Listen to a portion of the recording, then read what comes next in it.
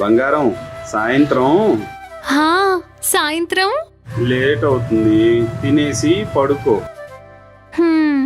సర్లేండి. బాయ్ బంగారం. బాయ్.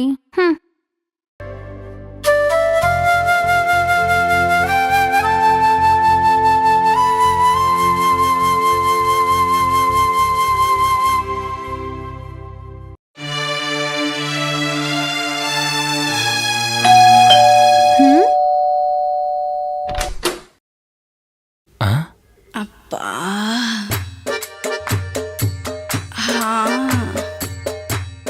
అబ్బబ్బా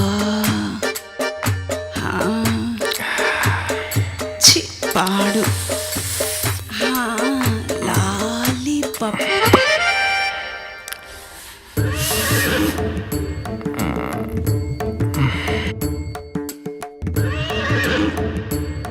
ఏంటి పక్కింటబ్బాయి 10 కాగానే వచ్చేసావు? మీ పార్కింగ్లో కార్ లేదంటే 10 అయినట్టేగా. పార్కింగ్లో మా ఆయన కార్ లేకపోతే ఇలా పైకొచ్చేస్తావా? పార్కింగ్లో కార్ లేదంటే మీ ఆయన ఇంట్లో లేనట్టేగా. హా లేనట్లే. అయినా మా ఆయన ఇంట్లో లేనప్పుడు నాతో నీకేం పని? బాండీ కావాలి. దేనికో? గోంగూర పప్పులో నంచుకోవడానికి గొట్టాలేపుకుందామని. ఆహా, ఎన్ని గొట్టాలున్నాయేంటి? ఇక్కడైతే ఒక గొట్టామే ఉంది, ఇంట్లో అయితే ప్యాకెట్ నిండా గొట్టాలున్నాయి. నేను అడిగింది ప్యాకెట్లో ఉన్న గొట్టాల గురించిలే. అవునా, ప్యాకెట్లో ఉన్న గొట్టాల గురించేనా అడిగింది? అవును పక్కింటబ్బాయ్. బాండీ ఇస్తే వేపుకుంటా గొట్టాలు. గోంగూర పప్పు మధ్యాహ్నం కదా తినేది? అవును, మరి అప్పుడు దాకా గొట్టాలు వేపుకుంటావా?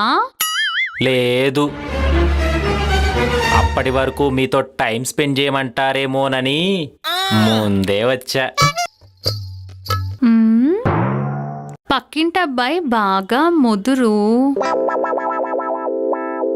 మామూలు ముదురు కాదులే. మరి రండి ముదురు గారు లోపలికి, మీరెంత ముదురో మేము తెలుసుకుంటాం. మీరు తెలుసుకోవడమే నాకు కూడా కావలసింది.